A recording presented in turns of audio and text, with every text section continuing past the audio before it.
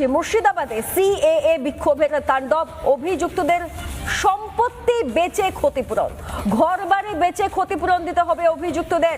ডিজিপিকে নির্দেশ মুখ্যমন্ত্রী শুভেন্দু অধিকারীর। পশ্চিমবঙ্গের আমার প্রিয় ভাই ও বোনেরা, সরকারের বিরুদ্ধে প্রতিবাদ করার আগে সতর্ক হয়ে যান। বিশেষ করে মুসলমানেরা সতর্ক হয়ে যান, কারণ 2019-এ সিএএ এর বিরুদ্ধে যারা বিক্ষোভ করেছিল এবং এই বিক্ষোভের সময় যারা সরকারের সম্পত্তি ক্ষতি করেছিল তাদেরকে ক্ষতিপূরণ দিতে হবে। তাদের ঘরবাড়ি সম্পত্তি বিক্রি করেও হোক তাদেরকে ক্ষতিপূরণ দিতে হবে।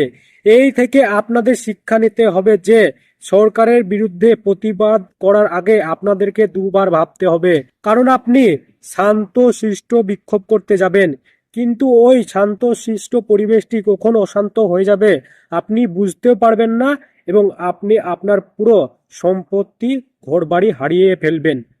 এই জন্য সরকারের বিরুদ্ধে প্রতিবাদ করার আগে দুবার ভাববেন।